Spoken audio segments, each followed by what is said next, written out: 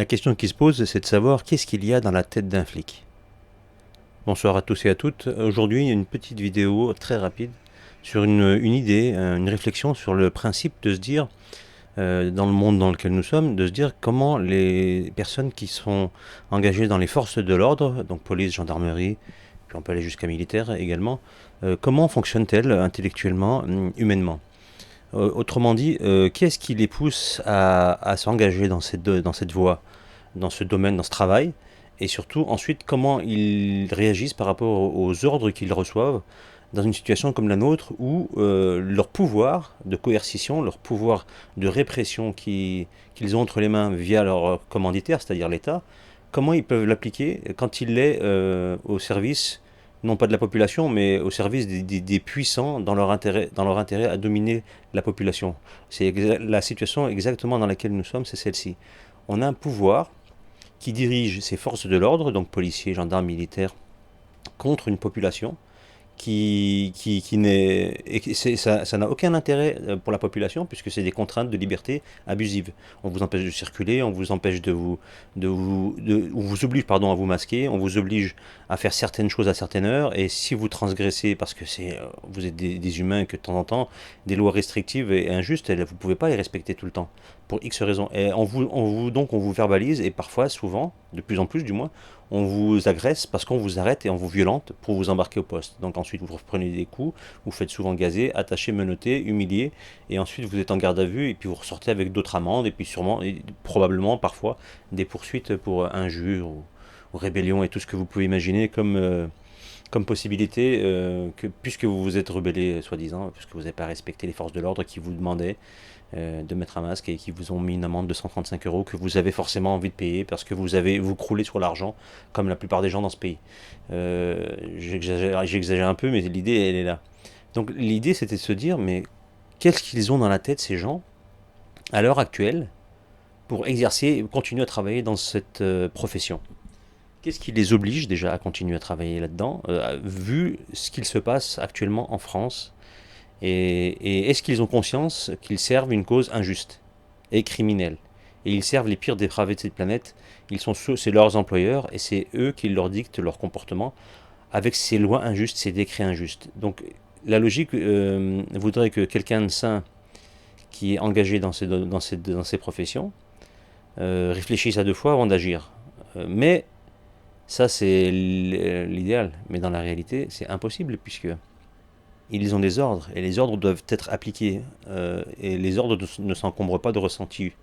S'ils ont un ressenti, ils le mettent au placard le temps du service. C'est la logique professionnelle.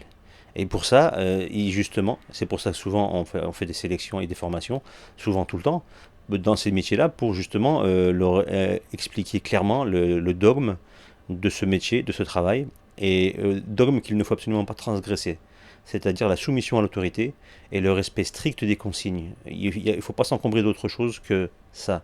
Le côté humain, on met au placard. Le côté ressenti de la personne en face qu'on frappe, qu'on violente, etc., il ne faut pas en prendre compte, en considération. Et surtout, si on est engagé dans une situation qui nous paraît injuste, ne pas le ressentir et l'évacuer pour pouvoir agir jusqu'au bout et exécuter les ordres jusqu'au bout. Ils sont conditionnés comme ça, les forces de l'ordre, et dans la police, dans la gendarmerie et les militaires. Actuellement, les militaires, ça a toujours été comme ça. Hein. On les a toujours déshumanisés parce qu'il faut tuer des gens, il faut envahir un pays ou agresser certaines populations via des bombardements ou des attaques sur le terrain. Donc il va falloir les déshumaniser, sinon on ne peut pas tenir. Donc il y a une sélection qui s'est faite comme ça dans ce métier-là. Et ceux qui n'ont pas pu supporter en étant sur le terrain, ils sont partis, ou ils ont été déclassés, c'est-à-dire qu'on les a rendus inaptes, etc.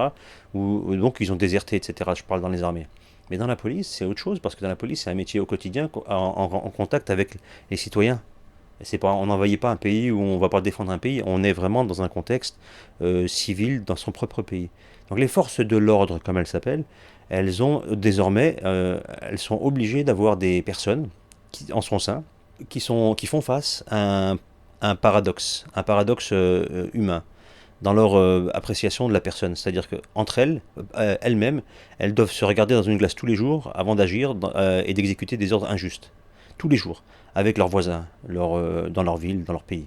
Tous les jours, ils doivent aller au charbon pour une élite corrompue, criminelle, qui les oblige à faire un travail criminel.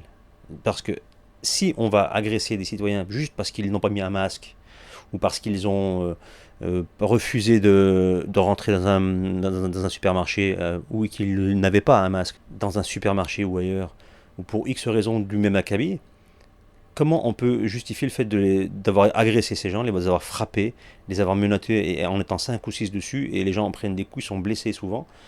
Comment on peut justifier ça? À quel moment on peut justifier ça? Et à quel moment la personne qui agit, et souvent il y a des femmes dans le lot, c'est des patrouilles de plusieurs personnes, plusieurs gendarmes, et il y en a toujours une ou deux de ces personnes qui est une femme.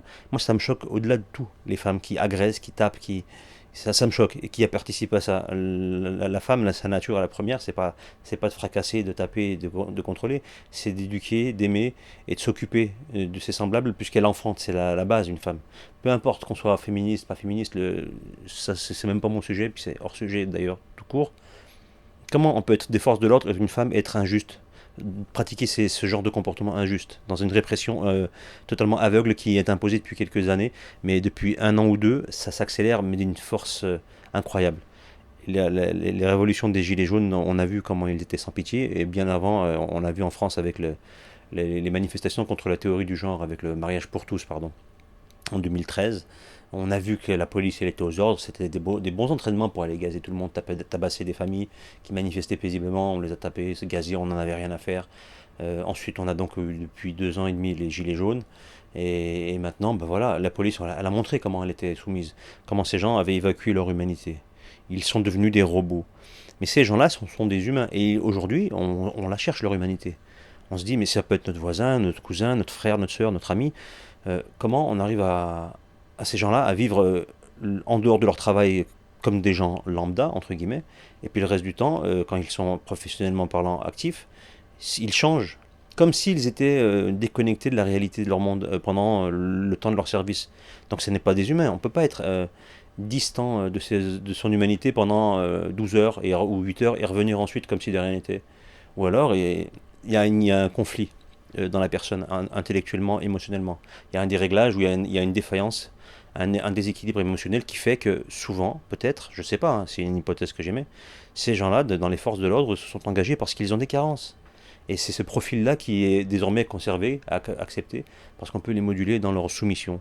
On leur fait comprendre, enfin ils comprennent, même s'ils avaient compris que les lois qu'ils allaient appliquer, et donc la répression qu'ils allaient appliquer était injuste, ils s'en accommodent et ça ne les touche pas plus que ça. À force du fait que leur vie était décadente et comment dire déficiente par rapport à certaines choses, ils sont donc déséquilibrés, pas mentalement, hein, je parle déséquilibrés humainement. Ce qui fait qu'à la fin, ils peuvent agir de cette manière sans trop de conséquences. Peut-être, ça ne les empêche pas de dormir le soir, de se dire j'ai tabassé un petit vieux avec sa femme parce qu'ils n'avaient pas de masque et que je lui ai peut-être pété le genou, en tout cas je l'ai traumatisé, je l'ai à vie, et puis les petits enfants qui étaient pas loin, ils m'ont vu tabasser pour quelqu'un, pour rien, ça me dérange pas. Ça, c'est peut-être que ces gens se sont comme ça humainement, ça leur va. Puis le soir, ils vont se balader avec leur épouse dans la rue, normal, comme vous en civil, vous les croisez à une table, ils sont peut-être polis, très gentils avec vous, mais en réalité, ils ont une action de la journée qui est choquante quand vous les voyez. Vous dites, on peut être comme ça, une espèce de bipolarité en société. Du moment qu'on est en civil, on change de comportement, puis au travail, on est une autre personne. Il y a un problème, et ce problème-là, pour moi, il m'échappe, sans vraiment m'échapper, mais je soulève le point parce que j'ai l'impression que voilà, on a créé des psychopathes, professionnellement parlant, qui ont la capacité de changer de. Pas des bipolaires, c'est comment on appelle ça? Des personnalités multiples. Voilà. On a l'impression qu'on a affaire à des gens comme ça. Ils sont fermes et sans émotion pendant un certain temps, professionnellement parlant, puis le reste du temps, ils sont différents. Ça redevient des humains normaux. Je suppose qu'ils sont comme ça dans la vraie vie. C'est-à-dire que c'est des humains normaux, je l'espère. Moi, j'en connais pas personnellement des policiers, des gendarmes, j'en ai croisé, mais j'en connais pas. J'ai pas d'amis, je suis pas du tout, je les côtoie pas, donc je sais pas comment. J'ai pas d'exemple de personnes dans ce milieu-là et je les croise pas dans la vraie vie, donc je ne sais pas comment ils peuvent être.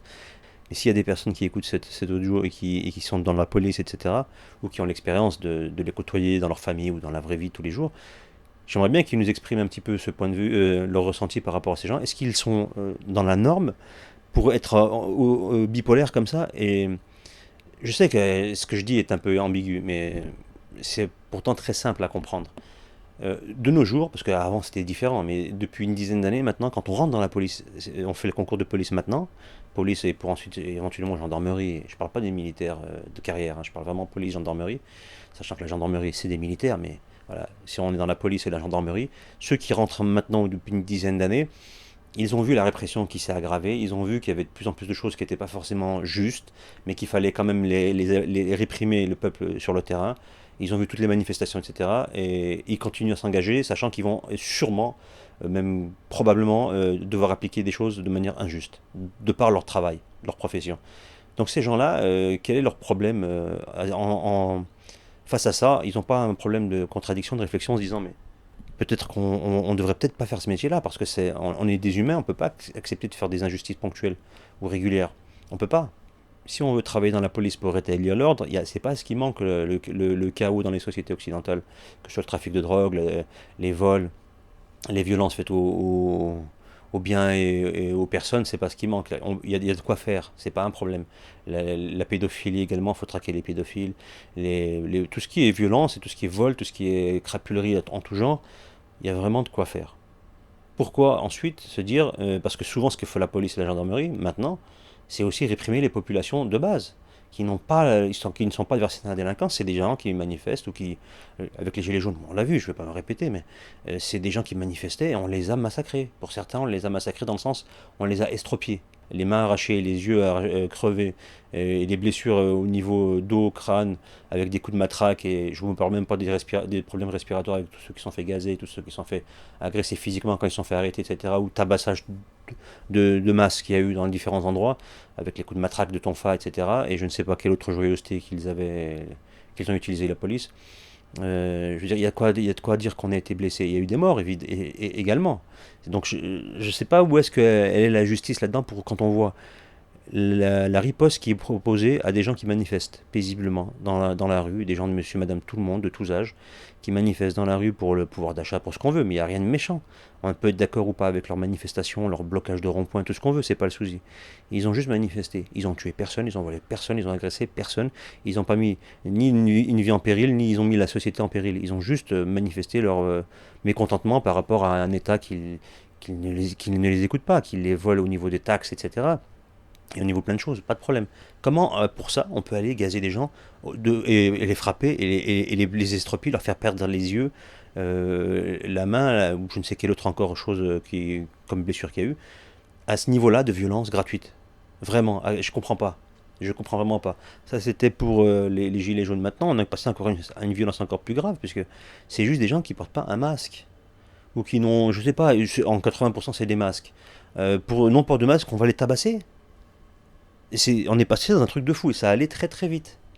Entre les gilets jaunes et aujourd'hui, on est passé très très vite. Donc la police, la soumission de la police à des ordres injustes, elle s'accélère d'une manière tellement rapide que ça devient flippant. Et ceux qui sont encore en école de police maintenant, qui se forment, etc., à bientôt rentrer dans la rue, à descendre dans la rue et à exécuter les ordres de nos commanditaires, de nos geôliers, ils vont avoir un gros cas de conscience. Ou alors, ils n'en ont pas.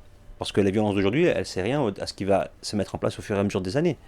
Ça va être une violence psychologique, en plus de celle qui existe déjà. Des menaces, voilà, ils vont vous fliquer dans la rue. On va arriver à ce qu'était la Tunisie il y a quelques années. Un habitant, un flic qui le suit. Donc il y a 20 millions d'habitants, non, 10 millions d'habitants en Tunisie, je ne sais pas exactement combien. Eh ben, ça fait 5 millions de flics, 5 millions d'habitants. En gros, hein, je suis exagéré, c'était un peu ça. C'était un habitant sur deux était flic. Donc en civil, mais il y a un habitant qui surveillait l'autre, quoi. Donc là, on va arriver en France à ça. On aura un flic dans le coin de la rue, puis il va vous surveiller, en plus des caméras, etc. Mais voilà, on va arriver à une espèce de police inconscientisée, je ne sais pas si ça se dit d'ailleurs. On va arriver à une police qui n'aura plus de conscience humaine, qui sera robotisée, mais ce seront des humains comme vous et moi. Mais ils seront sans conscience. Et de ça, ils exécuteront. Mieux que des robots, parce qu'un robot, c'est pas vivant. Là, eux, ce seront des robots, mais humains, mais déshumanisés par leur profession, par leur devoir de réserve, je ne sais pas comment on peut appeler ça, ce qui fait que, comme ils sont professionnels, donc quand on dit vous êtes professionnel, il faut évacuer tout ce qui est humain, tout ce qui est ressenti. Un mec que vous matraquez à coup de matraque de tonfa, il tombe par terre, il est inconscient, il pisse le sang, mais vous dites je suis un humain, j'arrête, je vais le soigner. Non, vous continuez parce qu'il a un danger susceptible parce qu'il a manqué de respect à quelqu'un, ou il n'a pas mis son masque, et donc vous êtes en train de le frapper parce qu'il s'est rebellé, il voulait pas qu'on le menotte, vous l'avez bien tabassé, il est parti, il pisse le sang. Et là, ça suffit pas, parce que professionnel jusqu'au bout, vous devez lui monter dessus, lui faire une clé de bras, et vous appuyez sur son thorax en appelant du renfort pour pouvoir le menotter, l'emmener. Et puis le temps que les renforts arrivent, ben, vous continuez à l'écraser. C'est humain ça. Et là, on est logique. Je suis la procédure. Ça, en fait, suivre une procédure d'interpellation, peu importe l'origine de l'interpellation, comment, face à tout ça, face à cet envenimement et cette extrême gravité et cet usage manifeste et exagéré de la violence, sans raison valable, comment les forces de l'ordre vont pouvoir faire avec, sans avoir aucun scrupule, et se déconnecter du reste des gens et de leur humanité. Comment cela est possible? Tout ça parce que, sous prétexte que c'est un travail et qu'ils doivent bien vivre tout simplement en payant leurs factures et tout. Donc, parce que c'est souvent ça, on fait un travail, on n'a pas le choix, on l'exécute. Mais on oublie tout le côté humain, hein, parce c'est le rôle de la police et de la gendarmerie, c'est de travailler avec l'humain. On ne travaille pas avec des objets, on n'est pas dans une usine, on ne fabrique pas des pièces, et on s'en fout qu'elles tombent par terre, c'est pas des objets. On travaille avec de l'humain là. C'est l'humain en lui-même qui est le produit que manipulent les forces de l'ordre. Voilà, c'est donc la relation humaine, l'humain est vivant. Donc les situations ne sont pas figées. Il y a toujours, alors je sais, il y a des dangers, etc. Ils peuvent risquer leur peau et tout, ça c'est pas un souci. Donc il y a une façon de procéder pour chaque situation. Quand vous allez arrêter des braqueurs, vous allez pas y aller avec un sourire et la fleur au fusil en disant bon les gentils méchants braqueurs, allez arrêtez, posez-vous. Non, vous avez des armes et vous êtes prêt à utiliser les armes, ça c'est logique. Si vous allez dans une bagarre avec des gens pour X raisons, pareil, vous avez des matraques, etc. et vous êtes méfiant. Si en contrôle de police, il y a un mec qui veut pas qui vous fonce avec la voiture, c'est sûr que vous n'allez pas y aller en chantant. C'est normal. Et chaque situation, elle a son protocole d'intervention, d'action. Et donc il y a une violence qui peut être utilisée en fonction de ça. C'est logique. Mais quand on voit, et je parle vraiment que de ce côté-là, la répression par rapport aux civils lambda pour des actions qu'ils n'auraient pas menées par rapport à des décrets récents au niveau du port du masque ou de distanciation sociale ou ce genre de choses, et puis d'autres encore qui vont nous arriver régulièrement, des trucs totalement absurdes qui n'existaient pas il y a 6 mois, 1 an, et qui nous mettent tous les 3 mois en place, des nouvelles règles absurdes. Hein. Tout ça, cette violence-là est utilisée à cause de ça, à cause de ces transgressions de liberté, en fait, parce que c'est de liberté qu'on avait, qu'on nous a enlevé il y a 3 mois. Hein. Donc les gens ne sont pas habitués et ils ne s'habitueront pas, je l'espère. Et comment ces gens, ces policiers, ces gendarmes peuvent appliquer cette répression sans sourciller, sans réaction? C'est vraiment une question que je me pose. Je me pose la question parce que c'est des humains qui sont là et parce que ils sont voilà, ils sont partie prenante de la communauté nationale, de notre mode de vie. C'est nos voisins, même s'ils vivent dans des casernes pour souvent, etc. Tout ce qu'on voudra, c'est pas un problème. Ils font leurs courses comme nous tous. On est tous partis, on est tous sur le même bateau. Avec voilà, il y en a qui pilotent, il y en a qui vivent et il y en a qui contrôlent. Voilà, c'est juste ça. Mais on est tous partie prenante. Donc s'ils se feront vacciner comme des moutons, ils le seront. Si on se fait vacciner, ils le seront aussi eux, évidemment. Ils vont pas passer entre les gouttes. Si on se fait taxer, ils se feront taxer. Logiquement, je parle financièrement. Et s'il y a des restrictions de liberté, normalement aussi, eux devraient en subir les conséquences. Donc comment ils vont faire quand la prison qui se referme sur nous, elle va se refermer sur eux aussi, alors qu'ils sont censés être les exécutants des gouvernants. Donc ils vont s'auto-punir quand eux-mêmes vont plus supporter la prison à laquelle ils participent, la mise en place de la prison à laquelle ils participent avec leur travail sur le terrain. Comment ils vont faire? Ils vont se rebeller contre le monstre qui les dirige, mais ce sera trop tard quand ils nous auront tous soumis. Entre ceux qui seront en prison, ceux qui seront vaccinés, ceux qui seront tabassés, ceux qui ont perdu leur travail, etc., et qui ont été tabassés parce ils se sont rebellés, et qu'il n'y aura plus de mouvement en France, et qu'il resteront que eux, les policiers, qui seront eux-mêmes prisonniers, pas tout à fait la même prison que la nôtre d'ailleurs, mais qui seront les victimes comme nous, hein, avec un degré moindre, mais pareil, qu'est-ce qu'ils feront par rapport au gouvernement? Quand on leur a baissé leur salaire, parce que c'est ce qui va se passer, on va leur donner des primes, on leur enlève, on leur redonne la carotte, et à la fin, donc ils doivent se déshumaniser de plus en plus pour pouvoir exécuter des ordres déshumanisants et inhumains. Donc c'est ce qu'ils sont en train de faire, et donc ça va faire que devenir de manière de plus en plus exagérée et importante. Et à un moment, ils vont se dire, mais on n'est plus des humains dans ce qu'on exécute. Ça n'a plus de sens. Mais est-ce que ça va arriver, ce moment-là de réflexion? Est-ce qu'ils vont mettre ça dans leur esprit? Est-ce que ça va leur apparaître? Et qu'ils vont ensuite se dire, bah, moi je quitte ce boulot, je quitte cette dictature. C'est pas un travail pour moi. Je suis un humain. Voilà. Donc je ne exécute pas des choses injustes. Sous prétexte qu'on me donne 1200, 1400, 1600 euros, je ne sais pas exactement c'est quoi. Ce que c'est le montant de la solde des policiers et des gendarmes dans ce pays, mais entre 1005 et 2000 euros peut-être entre policiers et gendarmes. Je parle pas des gradés, je parle juste des gens classiques, quoi, les policiers et gendarmes classiques.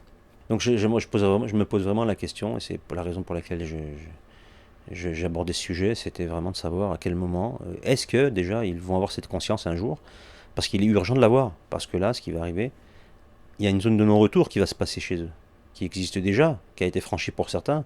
Quand on les voit pendant les manifs pour tous, pour les gilets jaunes, on a bien vu qu'il y en avait qui avaient franchi les lignes, ils en avaient absolument rien à faire. Ils tabassaient, ils tabassaient. C'était totalement injuste, ça n'avait pas de sens, ils tabassaient, ils tabassaient. Il y en a d'autres maintenant, ils vont continuer à appliquer ces règlements de plus en plus injustes et ça va faire que s'aggraver, comme je le disais. Donc jusqu'où vont-ils aller sans se réveiller, en acceptant tout? Jusqu'où vont-ils aller? À quel moment vont-ils se rebeller ou démissionner? À quel moment? Parce que le salut viendra d'eux aussi, parce que entre nous et les dirigeants crapuleux criminels, c'est eux qui s'interposent. C'est à cause d'eux qu'on est obligé de se soumettre. Si eux ne réagissent jamais, s'ils ne se rebellent pas et eux-mêmes peuvent saboter ce mouvement injuste en n'appliquant pas ce que leurs directives, en mettant pas en place les punitions que le gouvernement nous impose, les punitions financières.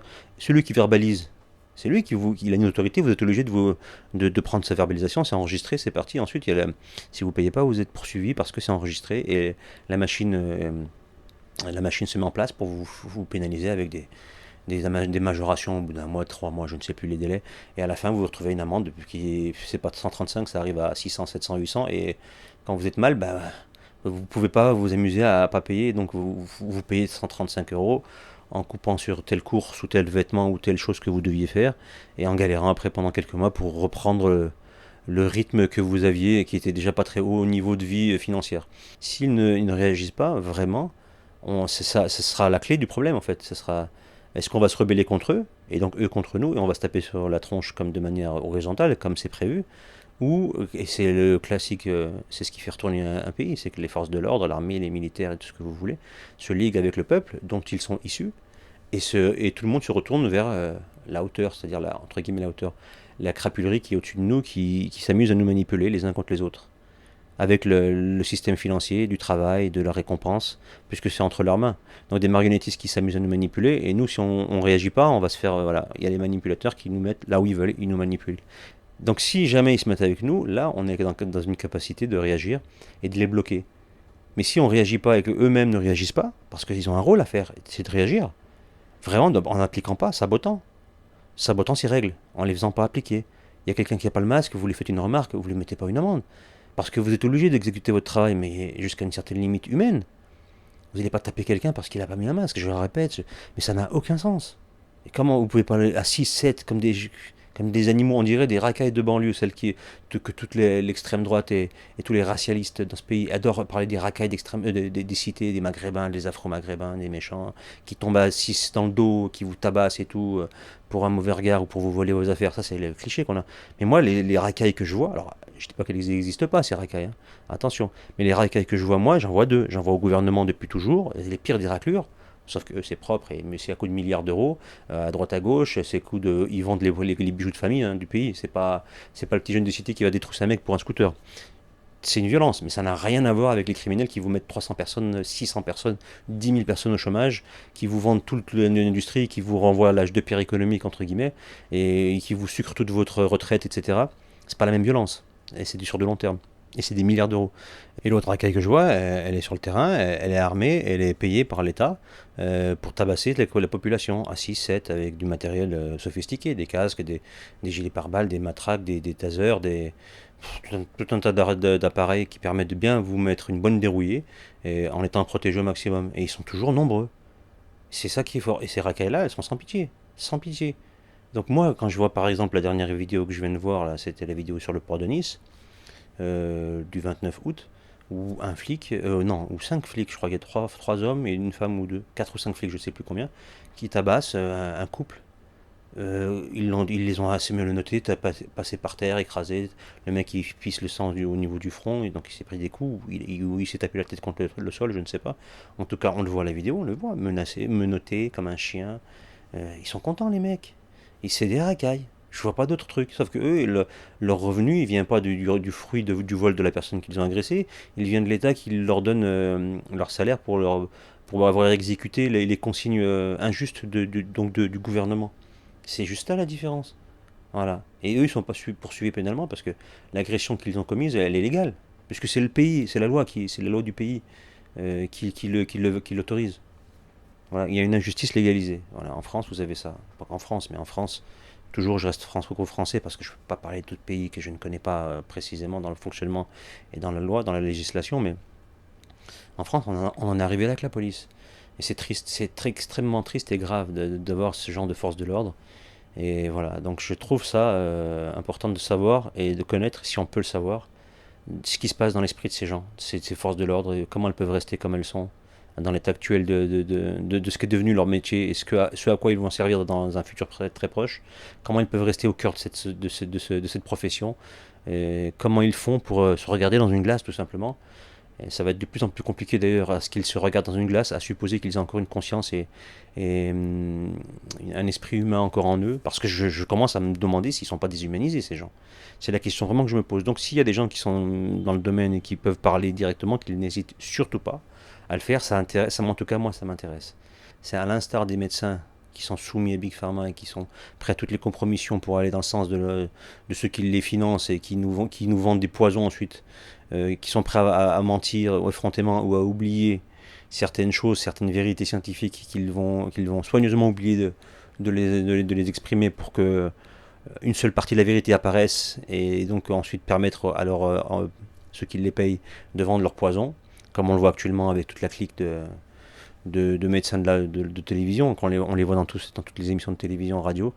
Ces gens-là, ils n'ont aucune conscience et leurs semblables sur le terrain qui sont en phase directe avec la population et qui ne parlent pas, qui n'expriment pas, comme je le disais dans une vidéo où je parlais spécialement d'eux, de ces médecins qui n'annoncent pas la réalité des choses, qui se taisent et qui sont soumis, alors que la vérité scientifique, elle est visible partout, parce que cette pandémie, elle est fictive dans le sens pandémique du terme, et que c'est pas moins qu'une grippe classique, avec de 80%, 95% des personnes très âgées, souffrant donc de comorbidité, etc. Je ne vais pas me répéter encore, vous savez tout ça. Comment tous ces médecins, ces milliers de médecins en France, pour la plupart ne disent rien, ou préfèrent ne rien dire plutôt. C'est plutôt ça. Donc ça, ils ont un problème de conscience avec ça. Tous ces gens-là, donc ces médecins-là, qui sont en train de participer à cette destruction de liberté sous prétexte de soins. On va vous protéger médicalement donc avec une maladie donc créée de toutes pièces et gonflée, etc. Et grâce à ça, on va vous soigner. Mais pour ça, il va falloir subir une dictature aussi très très liberticide qui est mise en place par l'autre partie des soumis de ce pays qui sont fonctionnaires de l'État et qui font partie des forces de l'ordre. Les forces de l'ordre et le corps médical, ils ont une grosse responsabilité qui se joue actuellement et ils en sont les deux principaux acteurs. Leur responsabilité, elle est primordiale dans ce qui se passe et dans ce qui va se passer. Et si aucune réaction de ces deux corps, vraiment une vraie réaction, n'apparaît prochainement, ou n'apparaissent tout court, même dans les quelques mois ou les quelques années à venir, il va falloir se débrouiller tout seul, parce que ça veut dire qu'ils seront tous ligués, le gouvernement et ses corps de métier, et puis encore probablement d'autres, ils sont tous ligués, ils sont tous soumis d'une manière ou d'une autre aux criminels qui nous dirigent. Et là, il va falloir, ça va être à quelque part, chacun pour sa peau, et si votre chacun c'est vous-même, ça va être compliqué. Donc votre chacun, il va falloir le construire à plusieurs. C'est le message principal qu'il faut retenir. Parce que c'est ce qu'ils vont nous faire. Donc ils nous rendent individualistes et ils nous séparent en espérant pouvoir nous arrêter, etc. Soyons nombreux dans notre communauté, notre entourage. Et c'est lâche, parce que j'appelle ça des lâches, ceux qui ne se rebellent pas contre l'injustice de leur profession, ou qui préfèrent se taire par rapport à des mensonges médiatiques, scientifiques, parce qu'ils ont un intérêt financier, qu'ils reçoivent des pécules, ou qu'ils ne veulent pas être en métier dans leur métier, ne veulent pas être ennuyés dans leur métier. Ceux, les responsables, eux, ce sont des lâches, des vrais lâches, au premier sens du terme. Plus, je parle évidemment pas des criminels qui gouvernent et qui sont dans tout ce qu'on appelle l'exécutif, parce que c'est les premiers, hein. Mais les premiers ont embauché, entre guillemets, les seconds, donc c'est leurs laquais, leurs sous-fifres, leurs exécutants, en fait, qui vont ensuite nous soumettre, nous, avec leurs mensonges, avec leurs coercitions, donc avec tout ce que vous voulez. Leur petit pouvoir qu'ils ont, à tous les niveaux, s'ils commençaient à ne pas les appliquer à la lettre, le seul enjeu, en réalité, il se trouve là, dans la réaction de chacun de ces corps de métier. Donc, chères personnes qui travaillez au sein des forces de l'ordre, merci de réévaluer votre humanité, de votre comportement par rapport à vos semblables civil et de vous poser juste la bonne question. Est-ce que je suis juste ou pas juste dans ce que je fais? En attendant, soyons positifs comme toujours et qui vivra verra comme on dit. En tout cas, je vous souhaite le meilleur et à très bientôt j'espère.